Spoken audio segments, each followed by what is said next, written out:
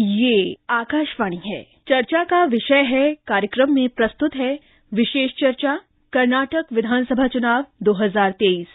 इसमें भाग ले रहे हैं राजनीतिक विश्लेषक जगदीश उपासने और केबी प्रसाद। कार्यक्रम का संचालन कर रहे हैं पत्रकार संतोष पाठक। कर्नाटक विधानसभा चुनाव में मतदाता, कर्नाटक की जनता अपने मत का प्रयोग कर चुकी है और तमाम उम्मीदवारों का जो भाग्य है वो ईवीएम में कैद हो चुका है।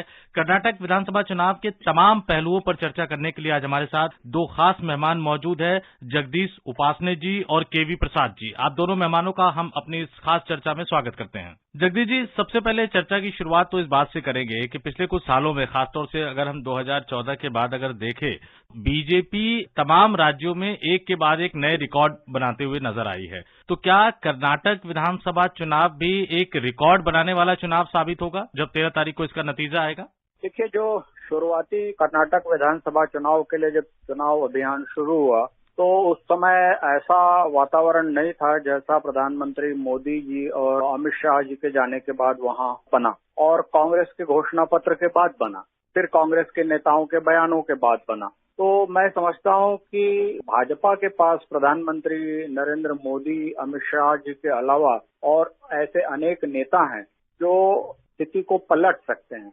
दूसरी बात यह है कि कांग्रेस जो वहां सत्ता की दावेदार है, प्रबल दावेदार हैं, उनसे ऐन मौके पर ऐसी चूक, ऐसी गलतियां होती हैं, ऐसे बयानबाजी भी हो जाती है। उनके मैनिफेस्टो बनाने वाले लोग भी पता नहीं कौन लोग हैं जो जन भावनाओं का ध्यान नहीं रखते और ऐसे इशू उठा देते हैं जिसका उल्टा असर होता है। तो मैं समझता हूं कि इसके कारण, और एक तो भाजपा के पास जो उनके नेताओं की लोकप्रियता है, प्रधानमंत्री मोदी समेत उनके अनेक नेताओं की लोकप्रियता, और कांग्रेस की गलतियां और उनके नेताओं की बयानबाजी, जो उल्टी बयानबाजी है, उससे स्थितियां पलट जाती हैं और उसमें राज्य सरकारों का जो परफॉर्मेंस है वो सेकेंडरी इशू बन जाता है, और फिर ये जो राष्ट्रीय मुद्दे हैं ये उसमें हावी हो जाते हैं। कर्नाटक के चुनाव में भी हमने देखा कि अंततः राष्ट्रीय मुद्दे ही हावी हुए, भले ही लोग उसको कुछ कहते रहें। और मैं समझता हूँ कि कर्नाटक विधानसभा के जो नतीजे आएंगे उनमें राष्ट्रीय मुद्दों का प्रभाव सबसे अधिक दिखाई देगा। हम जगदीश जी की बात को ही आगे बढ़ाएंगे। केवी प्रसाद जी, आपसे ये जानना चाहेंगे, जैसे कि जगदीश जी ने कहा कि कांग्रेस का घोषणा पत्र जब जारी होता है उसके बाद अचानक जो चुनाव का पूरा वातावरण है, जो पूरा माहौल है वो बदल जाता है, और साफ तौर पर जगदीश जी ये कह रहे हैं कि कांग्रेस के चुनावी घोषणा पत्र से भाजपा को ज्यादा फायदा हुआ कांग्रेस को होने की बजाय। तो इस पर आपकी क्या राय है?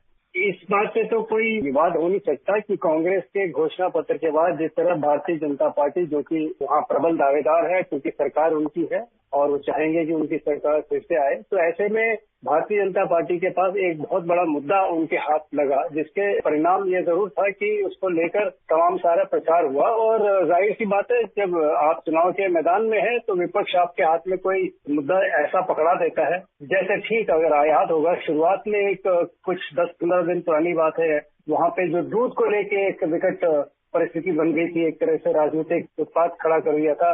उस वक्त कांग्रेस ने किसी एक बात को लेकर बात करी थी, वहाँ के स्थानीय जो दूध उत्पादक हैं, जो वहाँ के किसान हैं, उनको लेकर एक तरह से छेड़ा।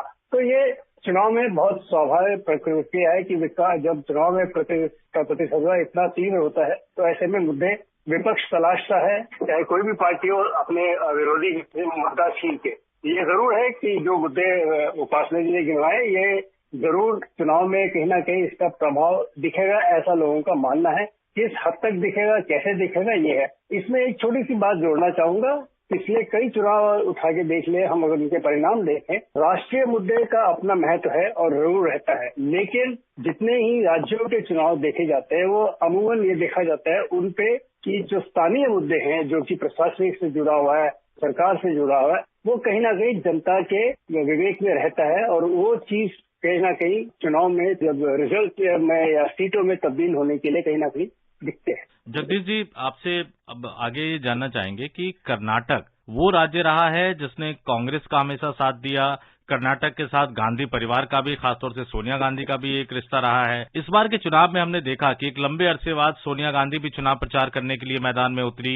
हमने देखा कि राहुल गांधी, प्रियंका गांधी भी चुनाव प्रचार के मैदान में उतरे। दूसरी तरफ प्रधानमंत्री नरेंद्र मोदी, गृह मंत्री अमित शाह, येदियुरप्पा साहब ने खुद कमान संभाल रखी थी चुनाव प्रचार की।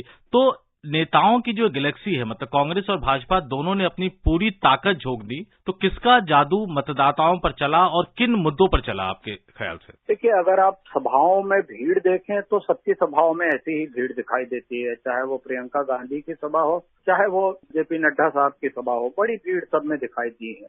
लेकिन उन सभाओं में दिए गए भाषणों का क्या असर है, उसको जरूर देखना चाहिए, क्योंकि वही काम आता है मतदान के दिन। मतदाता के मन में वही बात रहती है। जैसे अभी नंदिनी ब्रांड, जो कर्नाटक का ब्रांड है दूध का, उसको पहले से ही, अभी चुनाव प्रचार शुरू भी नहीं हुआ था, कि नंदिनी ब्रांड को अमूल ब्रांड, जो कि गुजरात का ब्रांड है, उसको गुजरात का ब्रांड बना दिया गया। अमूल जो देश भर में बिकता है और नंदिनी भी कर्नाटक के आसपास के सब जगह बिकता है, और तो उसके रेट को और अमूल के रेट को तुलना करके कर्नाटक की अस्मिता के साथ छेड़छाड़ का इशू उठाने की कोशिश की गई, जिसका नतीजा अंत में उल्टा पड़ा। तो मैं समझता हूं कि ये रणनीतिक भूल जिन्होंने भी की, कांग्रेस के हक के लिए की, ये रणनीतिक भूल है। उन्होंने शुरुआत ही गलत की और उसका अंत भी बहुत गलत हुआ कि सोनिया गांधी जी के नाम से और एक ट्वीट होता है और कर्नाटक संप्रभुता की बात की जाती है। तो इससे ऐसा लगा कर्नाटक के लोगों को कि कांग्रेस कर्नाटक को एक अलग राज्य के रूप में देखती है।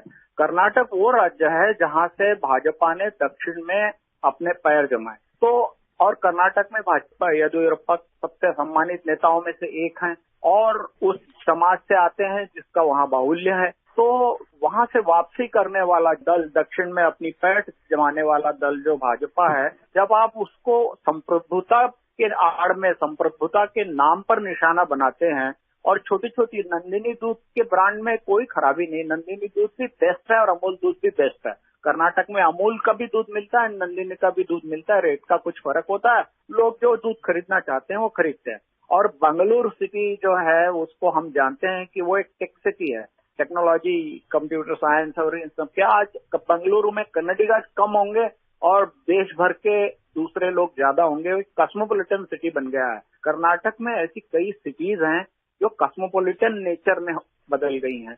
इसलिए कन्नड़ अस्मिता के नाम पर आपने शुरुआत की और फिर कन्नड़ संप्रभुता के नाम पर आपका अभियान समाप्त होता है, तो कोई अच्छी बात नहीं है। मैं समझता हूं कि जो मुद्दे कांग्रेस उठाती रही बीच बीच में अपनी सभाओं में, प्रशासन के हों चाहे वो सरकार के परफॉर्मेंस के हो, लेकिन उसके साथ तथ्य जोड़ने की उनको जरूरत थी। कांग्रेस, जहां बीजेपी के नेताओं ने, प्रधानमंत्री मोदी ने तो बहुत स्पष्टवादी तरीके से अपनी सरकार की योजनाएं गिनाई, केंद्र सरकार की योजनाओं के लाभ गिनाए, और कर्नाटक की सरकार की भी योजनाएं गिनाई, उनके लाभार्थियों की संख्या गिनाई। क्या लाभ कर्नाटक की सरकार ने, भाजपा सरकार ने कर्नाटक के लोगों को, गरीबों को दिया है, ये बताया। यहाँ तक कि सूडान से जो की जनजाति समुदाय के लोगों को, और 300 से ज्यादा वो लोग जो सूडान से निकाल कर लाए गए, आखिर में प्रधानमंत्री उनसे भी जाकर मिले, तो उन्होंने जो ठोस काम किया उसका बयान किया। जबकि हम कांग्रेस के नेताओं की, जिस गैलेक्सी की आप बात कर रहे हैं, प्रियंका जी 1,30,000 करोड़ की बात करते रही, लेकिन उसके कोई तथ्य नहीं दिए। तो ये हवा में बातें नहीं चलती है। और अनपढ़ व्यक्ति हो चाहे पढ़ा लिखा व्यक्ति हो, हर चीज का सबूत मांगता है। हर चीज को जब तक प्रमाणित नहीं किया जाता तब तक वो उसको मानता नहीं है। तो विरोधी दल आरोप तो लगा सकते हैं, लेकिन आरोप के साथ अगर ठोस आरोप लगाए जाते हैं तो वो असर करते हैं। हमने अनेक राज्यों में बाजी पलटते देखा है कि विरोधी दलों ने बाजी इसलिए पलट दी क्योंकि उनके आरोपों में दम था। यहाँ ऐसा नहीं दिखाई दिया, उल्टा बहुत सारी बातें, और प्रधानमंत्री को गाली देने की जो परंपरा है उसको फिर से निभाया गया। कन्नडिगा लोग पसंद नहीं करते, कन्नड़ में, कर्नाटक में लोग सामान्यतः गाली गुफ्तार नहीं करते और कोई अच्छा नहीं माना जाता, इसको सभ्यता का लक्षण नहीं माना जाता। जब प्रधानमंत्री को कांग्रेस के अध्यक्ष गाली देते हैं, जहरीला सांप कहते हैं, उनके बेटे उनको नालायक कहते हैं, तो फिर लोगों को लगता है क्या है भाई, कौन से संस्कार है। दक्षिण के चारों राज्यों में जो परंपराएं हैं, भारतीय परंपराएं, भारतीय संस्कार, इसका बहुत जतन किया जाता है। लोग इसको मानते हैं और अपने जीवन में इसको अपनाते हैं। मैं समझता हूं कि जो भाजपा के नेताओं की, जिन्होंने प्रचार किया वहां पर, उन्होंने एक तरह से सकारात्मक प्रचार किया। कांग्रेस पर उन्होंने जोरदार हमला बोला, नो डाउट। प्रधानमंत्री मोदी ने तो गरीबी को लेकर, गरीबी हटाने को लेकर से लेकर और 1 रुपए में कितना पैसा गरीब तक पहुंचता, यहाँ तक तथ्यों के साथ बात की। कांग्रेस ने सिर्फ मुद्दे उठाए और छोड़ दिए। मुद्दे उठाकर कांग्रेस जो है वो निकलती चली गई, आगे बढ़ती चली गई। बिल्कुल। और जिन मुद्दों को उठाया उन्होंने उसको प्रमाणित नहीं किया, इसके कारण उसको बहुत फायदा नहीं हुआ। इसी बात को हम आगे बढ़ाएंगे। प्रसाद जी, जिस तरह से जगदीश जी ने कहा, जब गांधी परिवार के तीनों बड़े दिग्गज नेता चुनावी मैदान में उतर रहे हो, जिस प्रदेश से आपने अपनी पार्टी का राष्ट्रीय अध्यक्ष बना रखा हो, लेकिन जिस तरह से उन्होंने जिक्र किया कि किस तरह का बयान खड़गे साहब ने दिया प्रधानमंत्री नरेंद्र मोदी को लेकर, तो ये सब एक प्लस पॉइंट थे। जब ये चुनावी प्रचार जब शुरू हो रहा था तो ऐसा लग रहा था कि कांग्रेस को एक एज मिला हुआ है, लेकिन किस तरह से ये एज खत्म होता चला गया, या वाकई अभी भी उसके बाद भी जो एज रहा वो बना रहा, और किन मुद्दों से कांग्रेस को एक तरह से नुकसान पहुंचता हुआ नजर आया आपके हिसाब से? इसमें 2 बातें हैं। एक तो हम सबने अखबारों में देखा, टेलीविजन चैनल्स में भी तमाम सारे सर्वेज आए हैं इलेक्शन से पहले, और उसमें कई आंकलन हैं। कुछ भारतीय जनता पार्टी के पक्ष में हैं, कुछ कांग्रेस के पक्ष में हैं, और कुछ पिछले हाल फिलहाल में प्रधानमंत्री नरेंद्र मोदी जी का जो दौरा हुआ उसके बाद एक अलग तस्वीर निकल के दिखाई गई कि पासा पलट रहा है और शायद पलट गया है, इस तरह की बातें। लेकिन मेरा मानना है जो आज चुनाव हुआ है और लोग अपनी बात कह चुके हैं, 13 तारीख तक हम सबको इंतजार करना पड़ेगा हमको, और करेंगे भी। शुरुआत में जरूर कांग्रेस का लग रहा था कि उन्होंने एक अच्छी पारी की शुरुआत की, कहीं ना कहीं बीच के ओवरों में और आखिरी में आते आते कहीं ना कहीं उनके थोड़ा जो फर्क पड़ा है। लेकिन इतना जरूर कि जो ऑब्जर्वर कई इलेक्शंस देखते रहे हैं, और मैं बल्कि 1 हफ्ता बेंगलोर और आसपास रह के भी आया पिछले माह, तो जो चीज देखी मैंने, एक तो ये है कि कांग्रेस में स्थानीय नेताओं पे ज्यादा जोर रहा। राष्ट्रीय नेता जरूर गए हैं, खड़गे साहब तो खैर है ही कर्नाटक के, इस वक्त नेता प्रतिपक्ष हैं राज्यसभा में और कांग्रेस के अध्यक्ष भी हैं, कर्नाटक राज्य से मूलतः, तो उनका एक अपना वर्चस्व है। उसके अलावा सोनिया गांधी जी का एक दौरा रहा, बाकी राहुल गांधी और प्रियंका गांधी भी रही हैं, और कई सारे कांग्रेस के नेता। लेकिन जिस तरह से स्थानीय नेताओं को प्राथमिकता दी गई, चाहे वो वहाँ के भूतपूर्व मुख्यमंत्री सिद्धरामैया हो, DK शिव कुमार है जो कि वहाँ के अध्यक्ष हैं, और तमाम सारे नेता उसमें जुड़े हैं। उस बतौर भारतीय जनता पार्टी का जो पूरा दारोमदार जो लगा, अधिकतर उनके कद्दावर नेता वहाँ पे येदियुरप्पा साहब हैं, उनके ऊपर चढ़ाई, और बाकी बोम्मई साहब क्योंकि मुख्यमंत्री हैं वो, और प्रधानमंत्री और हमारे गृह मंत्री अमित शाह जी के। तो ज्यादा ये मुझे एक बारीकी फर्क लगा कि कांग्रेस ने स्थानीय नेताओं को ज्यादा प्राथमिकता दी और वो अपने समझ और अपने उससे प्रचार करते रहे। और आपके हिसाब से सबसे बड़े 3-4 मुद्दे क्या रहे जिन्होंने एक तरह से अपील किया होगा कर्नाटक के लोगों को? मेरा इस वक्त ये कह रहा है कि चुनाव हो चुका है, लेकिन देखिए ऐसा है, चुनाव में मुद्दे उठते हैं। कुछ मुद्दे जैसे विपक्ष ने उठाए, चाहे वो तीखा प्रहार किया विपक्ष ने बोम्मई सरकार को लेकर कि भाई ये भ्रष्टाचार में लिप्त है, तमाम सारे इंफ्रास्ट्रक्चर की इश्यू, उसका ठीक प्रधानमंत्री ने इंफ्रास्ट्रक्चर के जो प्रोजेक्ट गिनवाए कि हमने ये किया बेंगलोर मैसूर एक्सप्रेस से, तो सवाल जवाब होते रहे। लेकिन कुछ मुद्दे ऐसे थे जिसपे लोगों को, जिसे कहते हैं कि कांग्रेस सवाल करती रही, शायद कोई स्थानीय नेता ने कहीं बताया, क्योंकि इतना जरूर है जो वहाँ के स्थानीय लोग हैं वो खुद नेताओं से उनका संपर्क रहता है, और काफी सारे नेता भारतीय जनता पार्टी से, कुछ लोग जो काफी साल से जुड़े हुए थे, काफी अरसों से, वो छोड़ के गए। तो इसका क्या असर रहेगा, किसको नुकसान पहुंचाएगा, किसको फायदा पहुंचाएगा, ये तो स्थानीय लोकल फैक्टर्स पे ज्यादा निर्भर करेगा। देखिए बिल्कुल, ये आपने बिल्कुल सही विषय उठाया। हम जगदीश जी से भी जानने की कोशिश करेंगे। जगदीश जी, भाजपा में एक इतिहास रहा है कि चाहे नेता कितना भी बड़ा दिग्गज नेता हो, अगर वो पार्टी छोड़ के जाता है तो कहीं ना कहीं वो सक्सेसफुल नहीं हो पाता। इस बार हमने जिस तरह से देखा कि पूर्व मुख्यमंत्री, पूर्व उप मुख्यमंत्री पार्टी छोड़ के गए, लेकिन उसके बाद उनके इलाके में अमित शाह खुद चुनाव प्रचार करने गए, प्रधानमंत्री नरेंद्र मोदी गए, JP नड्डा वहां पे चुनाव प्रचार करने गए, और जिस तरह से बार बार फोकस करते रहे, ये कहते रहे कि देखिए पार्टी ने उनको सब कुछ दिया, उनको मुख्यमंत्री तक बनाया, उनको डिप्टी CM तक बनाया, लेकिन वो पार्टी छोड़ के चले गए। तो क्या ये जो चीज है ये वहां के मतदाताओं को अपील करेगी जो भाजपा के जो नेता बागी बन के चुनाव लड़ रहे थे उन क्षेत्रों में? देखिए, बागियों का इतिहास अलग अलग राज्य में अलग अलग है। जो बागी बहुत समझदारी से और पार्टी चुनता है दल बदल करने के लिए, वो तो सफल हो जाता है। लेकिन भाजपा एक ऐसी पार्टी है जिससे बलराज मधोक तो जनसंघ के जमाने में अध्यक्ष पद पर हुआ करते थे और देश के लोकप्रिय नेताओं में थे, लेकिन जैसे ही जनसंघ छोड़कर गए, पूरा इतिहास है भाजपा और जनसंघ का कि बड़े से बड़ा नेता भी जिस दिन पार्टी छोड़कर गया उस दिन से वो राजनीति में धीरे धीरे उसका कद कम होता गया और वो एक तरह से राजनीतिक परिदृश्य से गायब हो गया।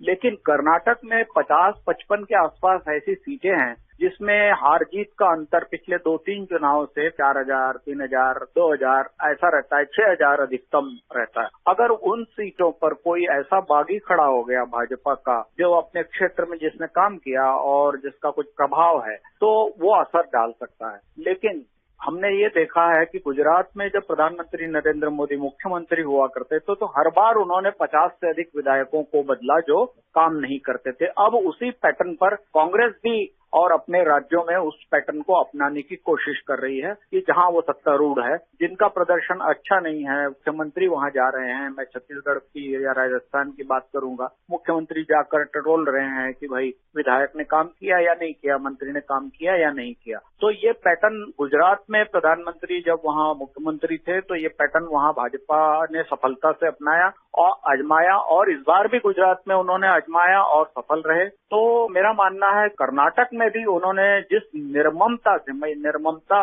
जानबूझकर शब्द प्रयोग कर रहा हूं कि शेट्टार जैसे नेता को उन्होंने और टिकट नहीं दी, तो ये निर्ममता जो है वो इसलिए अपनानी पड़ती है कि आपको पार्टी के लार्जर इंटरेस्ट में सोचना पड़ता है। तो ऐसे नेताओं का बहुत असर मुझे नहीं लगता। लेकिन जिन सीटों पर अगर इक्का दुक्का कोई ऐसा आदमी खड़ा है जिसका थोड़ा लोकल प्रभाव है और जहां वोटों का अंतर, जीत का हार का अंतर कम रहता है, तो वो थोड़ा नुकसान जरूर पहुंचा सकता है, ये मुझे लगता है। जैसे आपने कहा कि नड्डा जी गए, अमित शाह जी गए, उन सीटों पर विशेष उन्होंने ध्यान दिया। फिर भी चुनाव के नतीजे आएंगे तब अपन जान सकेंगे कि एग्जैक्टली बागियों ने, गुजरात में तो बागियों ने बहुत प्रभाव नहीं डाला, जहां भी भाजपा के बागी खड़े हुए उनकी जमानतें ज्यादातर मामलों में जब्त हुई है। तो कर्नाटक में देखने वाली बात होगी। नहीं, आपने एक बिल्कुल सही बात कही कि गुजरात में एक्सपेरिमेंट, और गुजरात में तो ऐतिहासिक सफलता इस बार भाजपा ने हासिल की। लेकिन मैं एक चीज और यहाँ पे रेखांकित करना चाहूंगा अपने श्रोताओं के लिए कि आपने कहा कि करीब 55, 60, 70 के आसपास ऐसी सीटें हैं जहां 2,000, 3,000, 4,000, 5,000, 6,000 वोटों के अंतर से फैसला होता है। पिछले कुछ सालों में अपने विधानसभा चुनावों में और लोकसभा चुनावों में हमने देखा कि 2 मतदाता फैक्टर जाति से बिल्कुल अलग हटकर चुनाव हराने में और जिताने में महत्वपूर्ण भूमिका निभाते हैं। वो है महिलाएं और युवा खासतौर से जो फर्स्ट टाइम वोटर होते हैं। अभी मैं आंकड़ा जो देख रहा था, जो ये चुनाव आयोग का आंकड़ा है कि 18-19 साल के जो मतदाता हैं उनकी संख्या जो वोट कर रहे हैं एक तरह से वो 11,71,000 से ज्यादा है। और अगर मैं इसको 224 विधानसभा में डिवाइड करूं जगदीश जी, तो पर विधानसभा के आसपास ये 5,200 के आसपास का ये आंकड़ा बढ़ता है कि मतलब इतने वोटर जो है वो युवा वोटर है, जो 18 वर्ष के हैं या 19 वर्ष के हैं, विधानसभा चुनावों में पहली बार वोट दे रहे हैं। और युवा वर्ग में प्रधानमंत्री नरेंद्र मोदी ने बार बार अपनी लोकप्रियता साबित की है। तो बगावत पर ये युवा मतदाता भारी पड़ेंगे या नहीं पड़ेंगे? बहुत सारी चीजें हैं, युवा भी समाज का हिस्सा है और वो उन सब फैक्टर्स से अफेक्टेड होते हैं जो फैक्टर्स दूसरे लोगों को और प्रभावित करते हैं कि जाति कौन सी जाति का है, कौन सा नेता किसको प्रिय है। लेकिन ये बात आपने बहुत सही कही है कि प्रधानमंत्री मोदी की युवाओं में बड़ी लोकप्रियता है। खासतौर पे केंद्र सरकार की जो योजनाएं और एंटरप्रेन्योरशिप के लिए, मतलब उद्यमिता के लिए चल रही हैं, उन योजनाओं का लाभ कर्नाटक में बहुत मिला है, क्योंकि कर्नाटक में भी गुजरात की तरह उद्यमिता का बड़ा काम है और खासतौर पे जो स्टार्टअप्स हैं उनकी बड़ी संख्या कर्नाटक में है। देश में जितने स्टार्टअप होंगे उनका मुझे लगता है कि 40% के आसपास स्टार्टअप कर्नाटक में होंगे, जो कन्नड़ और दूसरे लोगों ने मिलकर शुरू किए, जिसके लिए मुद्रा लोन लिया या और भी लोन मिला, तो उसका असर होता है। और युवा इस बात को देखता है, युवा चूंकि पढ़ा लिखा है, कर्नाटक ग्रामीण युवा भी कुछ न कुछ पढ़ता ही है, तो उनको ये दिखता है कि देश ने तरक्की की है, देश का मान बढ़ा है, G20 की बैठकें होती हैं और मोदी जी को विश्व भर के नेता जो हैं वो सम्मान देते हैं, उनसे भेंट करते हैं और सबसे लोकप्रिय नेता वगैरह के जो सूचकांक है उसमें मोदी जी तो हैं ही हैं। असली बात यह होती है कि देश का नेता, उसकी लोकप्रियता और देश आत्मनिर्भर हो रहा है, देश आगे बढ़ रहा है और युवाओं को नए नए, अब टेक्नोलॉजी के क्षेत्र में हो चाहे और भी किसी क्षेत्र में हो, उनको प्रोत्साहन मिल रहा है, तो इसका असर युवा मन पर बहुत पड़ता है। और जैसे मैंने कहा कि स्टार्टअप्स की जो भारत में संख्या है, दुनिया के किसी भी विकसित देश के मुकाबले हम कम नहीं है और उसमें से लगभग 40% के आसपास कर्नाटक में होंगे। तो इसका असर पड़ता है युवा मन पर कि देखिए हमको ये काम करने को मिल रहा है, तो युवा फिर अपने जाति से, अपने उससे हट जाता है और फिर उस ढंग से बात सोचता है कि मेरे राज्य के लिए क्या हुआ, मेरे लिए क्या हुआ और मेरे देश के लिए क्या हुआ। फिर बेरोजगारी का जो इशू है, बेरोजगारी का हम वर्षों से पत्रकारिता कर रहे हैं और हर ओपिनियन पोल में बेरोजगारी और महंगाई है तो परमानेंट इशू है, जो कि हर ओपिनियन पोल में सामने आते हैं, 1-2 पर होते हैं या 2-3 पर होते हैं। तो उसका हमको लगता है ये हमेशा के मुद्दे हैं जो लोग आमतौर पे बोल देते हैं। लेकिन जब धरातल पर आते हैं और चीजों को देखते हैं कि उनके लिए क्या किया गया, तो उसका असर युवा मन पर भी होता है और युवाओं ने निश्चित रूप से उनकी जो अगर पहली बार के मतदाता हैं उनकी भूमिका और जो दूसरी तीसरी बार के मतदाता हैं उनकी भूमिका ऐसे चुनाव में और खासतौर पे उन सीटों में जिनमें की बहुत कम मार्जिन होता है उनमें बहुत प्रभावी होती है, असरदार होती है। बिल्कुल, और आपने जो एक जाति वाली जो बात कही वो केवी प्रसाद जी से जानने की कोशिश करेंगे। हालांकि पिछले कुछ चुनावों में हमने देखा है प्रसाद जी कि किस तरह से जाति के जो बंधन है वो टूट रहे हैं और भाजपा एक नए रिकॉर्ड बनाते हुए जा रही है। कर्नाटक में क्या जो जातियों वाला जो फैक्टर है कितना चल पाया है और कौन इसको ज्यादा अपने पक्ष में भुना पाया है एक तरह से? अब तो तकरीबन सभी कितने महीने हफ्ते से इस पर बहस चल ही रही है कि जो यहाँ 2 मुख्य समुदाय जिनका पर पड़ना काफी निर्भर करता है, जो लिंगायत समाज है और दूसरा विकलिंग, इन लोगों में काफी फर्क है और इनकी काफी पैंठ है और इनका काफी असर है। और यही कारण था, अगर आपको याद हो, आज से करीब 10 साल पुरानी बात कहें, जब येदियुरप्पा साहब उस वक्त भारतीय जनता पार्टी से अलग होके वो अलग लड़े थे चुनाव और उस समुदाय के लोगों के बीच में कुछ जो भी रहा हो, उसमें एक असर जरूर दिखा। येदियुरप्पा जी ज्यादा सीटें नहीं ले पाए, लेकिन उनके वजह से ऐसा माना जाता है और कई सारे आंकड़े लोगों ने दिखाए कि उनने सीधा सीधा भारतीय जनता पार्टी के चुनाव पे असर डाला। तो एक वो था। अब दूसरा ये है कि लिंगायत समाज के सामने ये जरूर है, येदियुरप्पा साहब घूम के काफी जोरों से प्रचार किया और काफी दिनों से कर रहे हैं। चुनाव के घोषणा से भी पहले उन्होंने अपना प्रचार शुरू कर दिया था, तो उनके साथ एक समुदाय जुड़ा हुआ है। ठीक, वोकलिंगा के भी है, लेकिन मेरा एक और मानना है कि ये समुदाय पूरा एक तरफा नहीं होता। उसमें अमूमन जैसे चाहे आप एक ओवरऑल आंकड़े निकाल के देखिए, कुछ समर्थक होते हैं वो अपनी अपनी पार्टी के साथ ही रहते हैं, चाहे वो किसी समुदाय से हो, कारण कुछ भी हो सकता है। उसमें होता है जो अनडिसाइडेड वोटर है वो कैसे स्विंग करता है, जिसे हम कहते हैं स्विंग वोटर्स। जो अनडिसाइडेड है, दोनों तरफ से चीजें देख रहे हैं, तो वो हमेशा चुनाव में कहीं ना कहीं असर डालते हैं। और ऐसे जिसका जिक्र आपने भी किया,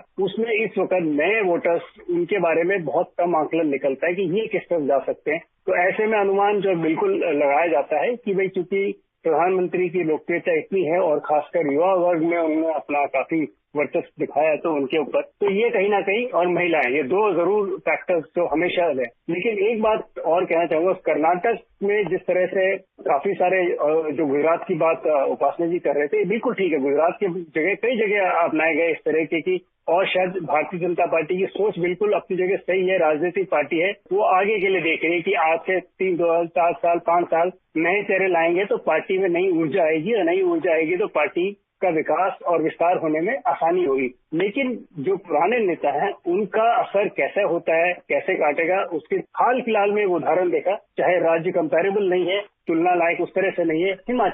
हिमाचल में भी लोग बदले गए और वहां पे जो परिणाम आए तो वो सामने है सबके। कई सारे बागियों ने उस वक्त वहां की सत्ता दल जो पार्टी है, भारतीय जनता पार्टी, जयराम ठाकुर साहब की पार्टी को, तो ऐसा है कि कोई 2 चुनाव उस तरह से नहीं देख सकते। लेकिन हाँ, ये जरूर है, कुछ मुद्दे हैं या कुछ बिंदु है जिसको हम राजनीतिक विश्लेषक थोड़ा ध्यान रखना पड़ता है। नहीं, बिल्कुल। लेकिन एक यहाँ पे मैं प्रसाद जी और एक जानना चाहूंगा कि हमने जाति की बात तो कर ली, आपने कहा कि जिस तरह से पार्टी में नए चेहरे ला रहे, प्रधानमंत्री जी ने खुद कहा था जब अपने बूथ स्तर के कार्यकर्ताओं को जब वो संबोधित कर रहे थे वर्चुअली, उन्होंने कहा था कि हम अगले 25 साल के लिए कर्नाटक की जनता की सेवा करने के लिए नए और युवा नेता आगे लेकर आ रहे हैं, और पार्टी ने उसी तरह से नए लोगों को टिकट भी दिया। लेकिन अब इससे जाति से अलग हटके अगर मैं क्षेत्र की बात करूं तो ये आमतौर पर हमने देखा कि इससे पहले दक्षिण भारत का पहला राज्य था कर्नाटक जहां भाजपा की सरकार बनी, लेकिन पूरी तरह से भाजपा जो है पूरे कर्नाटक में फैल नहीं पाई। खासतौर से ये कहा जाता था कि देहात और सुदूर इलाकों में कांग्रेस और जेडीएस स्ट्रांग है, ओल्ड मैसूरू के इलाके में जनता दल सेकुलर यानी जेडीएस स्ट्रांग है। क्या इस बार भाजपा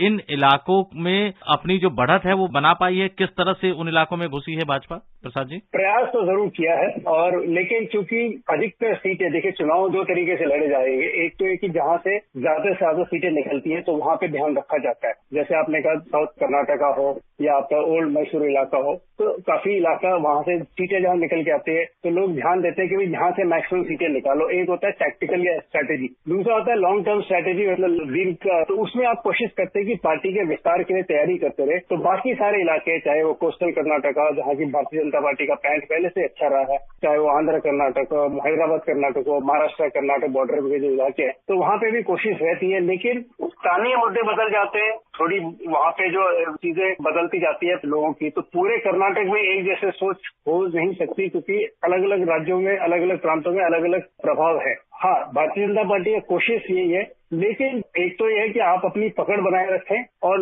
नए स्थानों में अपनी पकड़ या कोशिश करें, जहां नहीं है वहां अपनी बीज डालें ताकि वहां वृक्ष अच्छा होगे। और चुनाव ही ऐसा मौका आता है जहां आप कोशिश करेंगे और दिखता है कि क्या हमारे जो कार्यक्रम चला है, ये एक साल का तो है नहीं, निरंतर चलना चाहिए पॉलिटिकल पार्टी का काम, तो वो कहीं ना कहीं रिजल्ट्स के दौरान तब्दील होता है सीटों में, या अगर नजदीक से छूट गया तो पार्टी को आंकलन करने का मौका मिलता है। और हाँ, ये भी है जो उनके गढ़ माने जाते हैं इलाके, चाहे वो कोस्टल कर्नाटक हो या और इलाके, अगर वहां पे कोई कोताही हो गई हो वो भी सामने आएगा। कोशिश चुनाव कहते हैं एक अच्छा बैरोमीटर है जिसके तहत ये आकलन किया जा सकता है। बिल्कुल, और यही सवाल मैं जगदीश जी से भी जानना चाहूंगा कि जगदीश जी, ये जो इस बार क्या बीजेपी जो देहात का इलाका, जो सुदूर इलाका, जो कांग्रेस और जेडीएस का इलाका माना जाता रहा है, ओल्ड मैसूरू का इलाका, क्या बीजेपी अपने मुद्दों को वहां के मतदाताओं तक पहुंचा पाने में कामयाब हो पाई, और किन मुद्दों ने ज्यादा वहां के मतदाताओं को प्रभावित किया होगा आपके हिसाब से? भाजपा ने जैसा धुआंधार अभियान चलाया उसमें मुद्दे तो पहुंचे हैं, लेकिन ठीक कह रहे हैं प्रसाद जी कि कर्नाटक में जो अलग अलग हिस्से हैं वो सबका मिजाज, सबका स्वरूप और सबका स्वभाव एक जैसा नहीं है। हैदराबाद कर्नाटक, बॉम्बे कर्नाटक हो या तटीय कर्नाटक हो या मध्य कर्नाटक हो जो मैसूरू और इसका इलाका है, सबका मिजाज अलग अलग है। अच्छा, फिर कर्नाटक में एक तथ्य बहुत महत्वपूर्ण है, वो है कर्नाटक में विभिन्न मठों की भूमिकाएं। तो और ये मठ भी अब उन जातियों से ही जुड़े हुए हैं, और ये मठों में जो स्वामी हैं वो अच्छे, मतलब उनकी बड़ी मान्यता है, देश भर में बड़ी मान्यता है, और देश भर में धार्मिक शिक्षा के, आध्यात्मिक शिक्षा के वो केंद्र है। तो ये मठों का भी बहुत प्रभाव है। और हाल के वर्षों में हमने देखा कि क्या होता है कि जो मठों से जुड़ा समुदाय होता है उनमें से भाजपा ने और लोगों को चुना, नए लोगों को टिकट दिया। पिछले लोकसभा चुनाव में हमने देखा कि कुछ नए चेहरे उन्होंने लाए। तो भाजपा धीरे धीरे अपना लोकल लीडरशिप को डेवलप कर रही, ताकि हम पुराने ही नेताओं पर निर्भर न रहें। तो अलग अलग मिजाज होने के बावजूद भाजपा इस बारे में, चूंकि भाजपा का जो अभियान है वो ऐसा नहीं कि वो शहरी इलाकों तक सीमित रहा, वो सब तरफ गए और सब तरफ उन्होंने, जहां वो कमजोर हैं, खासतौर पे बेलगामी और ये सब जो क्षेत्र हैं कुछ जिनमें वो कमजोर रही है पार्टी, जहां स्थानीय नेतृत्व नहीं है या जहां पर उस नेता का प्रभाव क्षेत्र नहीं है जिसको वो आगे करके चल रहे हैं, तो उन्होंने जोर बहुत लगाया और वो मुद्दे सामने रखे। लेकिन फाइनली आपको दो तीन चीजें, मतदाता जो फ्रिंज का वोटर है, जिसको मतलब हम कहते हैं कि उसका मन ऐन मौके पर बदल जाता है, ऐसा अब मतदाता पहले बहुत ज्यादा संख्या में रहता था। लेकिन हमारा पिछले कुछ चुनाव का जो अनुभव है वो ये बताता है कि अब ऐसा मतदाता बहुत कम होता है, और मतदान की तारीख आते आते लोग अपना मन बना लेते हैं। ऐसा मतदाता का परसेंटेज बहुत ज्यादा नहीं होता है। एक चीज बार बार ये कही जा रही है कि क्या वहाँ पूर्ण बहुमत आएगा या पिछली बार की तरह हंग असेंबली आएगी। कांग्रेस और भाजपा में मुख्य मुकाबला तो है, लेकिन भाजपा के नेता ये बात समझ रहे थे कि जो कड़ा मुकाबला एक तरह से है वो जेडीएस के साथ है, जनता दल सेकुलर के साथ है। और इसलिए हमने देखा कि चाहे वो प्रधानमंत्री हो